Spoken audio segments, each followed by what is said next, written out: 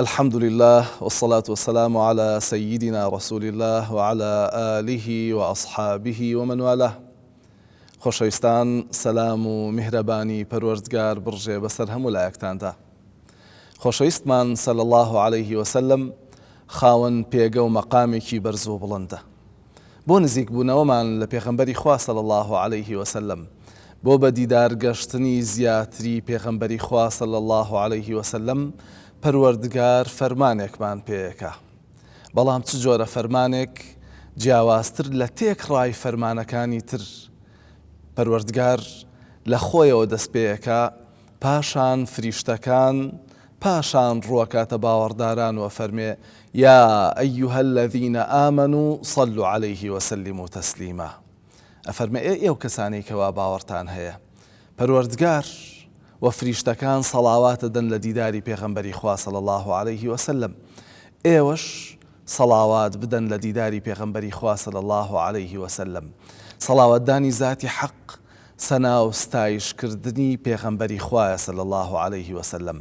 سەڵاواتی فریشتەکانیش داوای لێخۆشبوونە، بەڵام سەڵاواتی باوەڕداران نزا و پاڕانەوەیە لە حوزوری پەروەردگاردا بۆ بەرزبوونەوەی مەقامی پێغەمبەری خوا صلی الله عليه وسلم.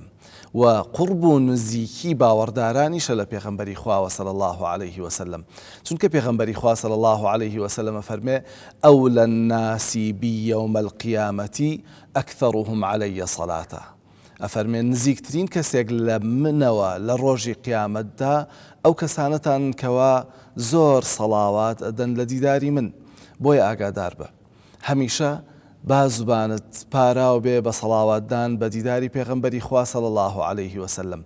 چەندێک سەڵاوات زیاتر بدەی، ئەوەندە ئاشنا ئەبی بە پێغەمبەری خوا صلی الله عليه وسلم، چونکە پێغەمبەری خوا صلی الله عليه وسلم فەرمێ: سەڵاواتەکانتان بۆ پەروەردگار مەلائیکەی سەیاح و فریشتەی گەڕۆکی هەیە، هەر کەسێک لە هەر شوێنێک سەلامێک لە دیداری من بکە، ئەو فریشتانە سەلامەکەم پێ ئەگەیەنن. بۆیە تا چەندێک ناوی پێغەمبەری خوا بەی صلی الله عليه وسلم، هێندە نزیکتر و هێندە ئاشناتر ئەبی بە پێغەمبەری خوا صلی الله عليه وسلم. پێغەمبەری خوا صلی الله عليه وسلم نەیفەرمووە تەنها لە شوێنێکدا و لە مزگەوتدا یاخود لە شوێنێکی پیرۆزدا دابنیشە و سەڵاوات بدە لە دیداری من. ئەتوانی لە هەموو کایەکانی ژیانتدا لە هەر سووچێکدا بی زمانت پاراو بکەی، بەبێ ئەوەی دەستنوێژت هەبێ، بەبێ ئەوەی ڕوو بکەی تەقیبلە، سەڵاوات بدەی لە دیداری پێغەمبەری خوا صلی الله عليه وسلم. لە دوای بانگ کە بانگ پیرۆزترین بانگە، پیرۆزترین داوایە لە مرۆڤایەتی بۆ بەدەمەوە هاتنی نوێژەکان، پێغەمبەری خوا صلی الله عليه وسلم فەرمێ: ئیذا سەمیعتم المؤذن فقولوا مثل ما یقول. ئەفەرمێ کاتێکەوە گوێتان لە بانگ بێژەوە بوو، وەکو خۆی بڵێنەوە، پاشان ثم صلوا عەلەیە، سەڵاوات بدەن لە دیداری من، چونکە هەر کەسێک یەک سەڵاواتم لە دیدار بدا، صلی الله عليه بها عشرا، پەروەردگار دە سەڵاواتی لە دیدارەدا.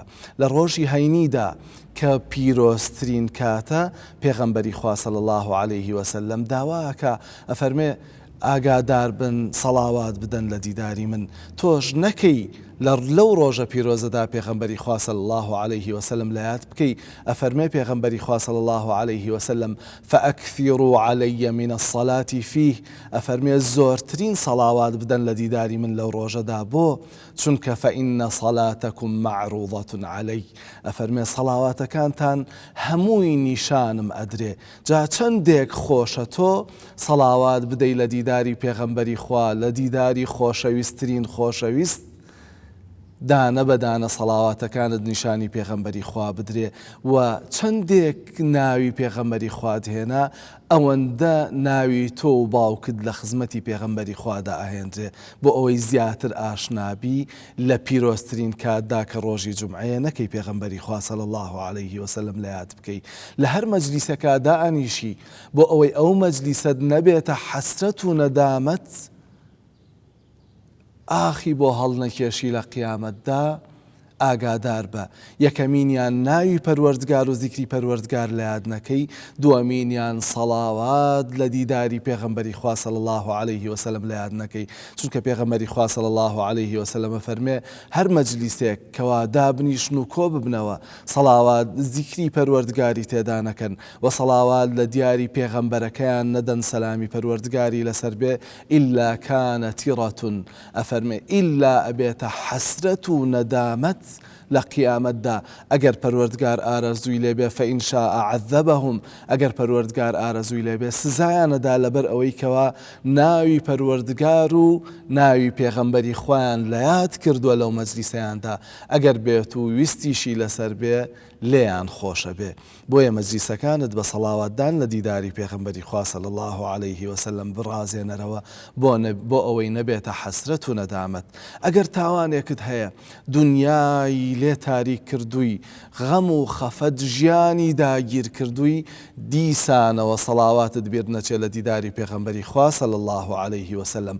ئوبەی کوڕی کەعب هاتە خزمەت پێغەمبەری خوا صلی الله عليه وسلم فەرمووی ئەی پێغەمبەری خوا چەندێک لە نزاکانم بکەم بە سەڵاوات لە دیداری تۆ.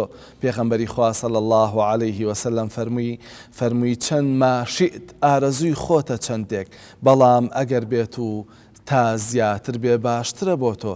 پێغەمبەری خوا صلی الله عليه وسلم فەرمووی ئوبەی فەرمووی ئەی پێغەمبەری خوا یەک لەسەر چواری داواکان و دوعاکانم بکەم بە سەڵاوات لە دیداری تۆ. فەرمووی باشە، بەڵام ئەگەر زیادی بکەی باشترە بۆ تۆ. فەرمووی ئەی پێغەمبەری خوا نیوەی داواکانم بکەم بە سەڵاوات لە دیداری تۆ. فەرمووی باشە، بەڵام ئەگەر بێت و زیاتی بکەی باشترە بۆ تۆ. فەرمووی دوو لەسەر سێی داواکانم ئەکەم بە سەڵاوات لە دیداری تۆ ئەی پێغەمبەری خوا صلی الله عليه وسلم.